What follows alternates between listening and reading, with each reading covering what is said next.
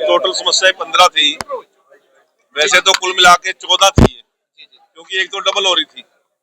14 में से 8 का निपटान हमने आज मौके पे किया है और 6, यदि 15 मानो तो 7 और यदि 14 मानो तो 6। अभी हमने इंक्वायरी के लिए, उनके फैक्ट्स इकट्ठे करने के लिए, जांच के लिए आज उनको पेंडिंग रखा है और अगली तारीख में उनकी सुनवाई करेंगे, उन लोगों को न्याय देने का काम करेंगे। आज अभी हमने 3 पर बात की है और जो फैक्ट्स इकट्ठे करने हैं पुलिस ने, उसके बाद डिसाइड करेंगे। अभी 3 का हमने निर्देश दिया है। डेवलपरों की कंस्ट्रक्शन की मनमानी और पुलिस की ज्यादा शिकायतें आई है।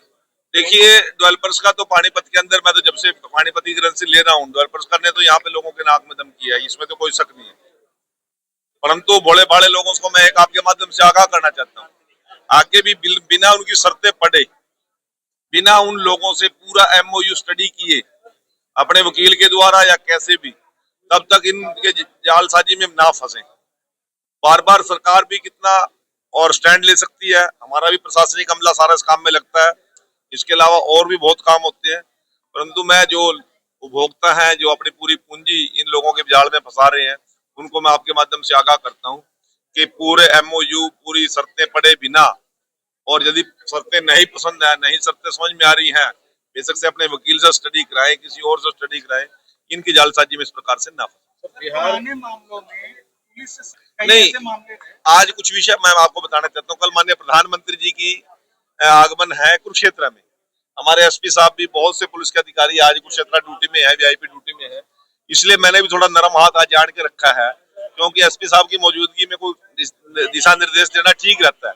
जो अधिकारी अब है ही नहीं है, नहीं, मुझे टेलीफोन पर खुद बताया मेरे को, उन्होंने इसके लिए सॉरी बोला कि मेरी ड्यूटी वहां पे, मैं आज आपकी मीटिंग में नहीं रह पाऊंगा। तो इसलिए जब कप्तान नहीं है तो फिर कोई कार्रवाई करनी बनती नहीं है। तो अभी आ जाएंगे 2 दिन में, 4 दिन में ड्यूटी करने के लिए, उनको मैं व्यक्तिगत निर्देश दूंगा।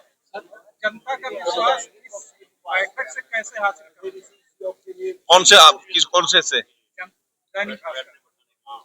दैनिक भास्कर क्या जनता का विश्वास इस समाधान बैठक में आप कैसे हासिल करेंगे?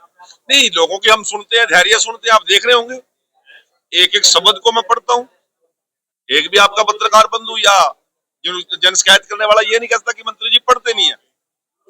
मैं तो उनकी अधिकारियों के खिलाफ मैं तो पॉइंट ढूंढता हूँ, को मिल जाए मुझे पॉइंट। जब उनकी एप्लीकेशन में कमी हो तो मैं क्या करूं? इतने धैर्य से पढ़ के उसको स्टडी करके मैं आता हूँ और अधिकारी से भी मैं जान लेता हूँ, हमारे जितने ग्रंथशिष्य के मेंबरों को उसमें जोड़ के, ताकि लोगों की जनहितैषी बातें हैं, जनता के लोग अच्छी तरीके से समझ सकते हैं, उनको जोड़ के उनको निपटान करने का प्रयास रहता है। और इससे बढ़िया यदि किसी और के पास, आपके पास कोई टेक्निक है तो आप मुझे अकेले बता दीजिए, मैं उसको इम्प्लीमेंट करूंगा। सर, बिहार चुनाव के बाद अब भी यदि आप सेटिस्फाई नहीं तो मैं क्या कर दूं? ठीक, थैंक यू। के बाद से हरियाणा में लगातार कांग्रेस छोड़ अभियान चला रही है, आज भी पंचकुला में प्रदर्शन। क्या कहना? यहाँ पे पानीपत में जिलाध्यक्ष कौन है कांग्रेस का? अभी बनाए बलजीत सिंह। और दूसरा ग्रामीण भी बनाया होगा। अच्छा, वो बनाए जिलाध्यक्ष ना?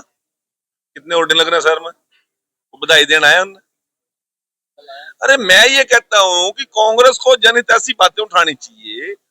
वोट चोर गद्दी चोर का व्यक्तिगत मामला है और उनकी पोल हम नहीं खोल रहे। वो खुद ही जो सबसे बड़े कांग्रेसी हैं वो उनकी पोल पट्टी खोल रहे हैं। संपत सिंह के बयान सुने आपने? पढ़ लिए? तो आपकी संतुष्टि नहीं हुई?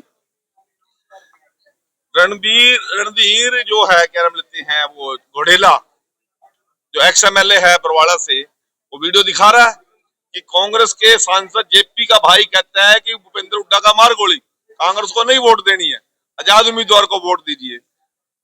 चलते चुनाव में शैलजा को अपमानित करके घर बिठा दिया, उसको वोट मांगने भी नहीं जाने दिया। अभय सिंह कह रहा है कि मुझे किसी काम में लगाया ही नहीं।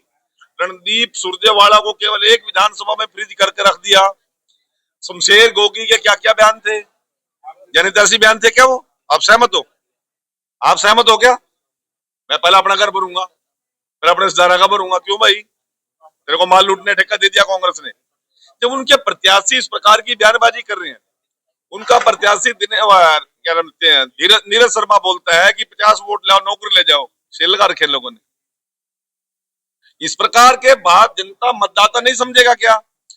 राहुल गांधी को सद्बुद्धि यदि परमपिता परमात्मा दे, कांग्रेस नेतृत्व को यदि सद्बुद्धि दे, तो जिन लोगों ने इस प्रकार का चुनाव के दौरान आचरण किया, उन लोगों के पर एक्शन करने की बजाय उल्टा हमारे से जवाब मांग रहे हैं।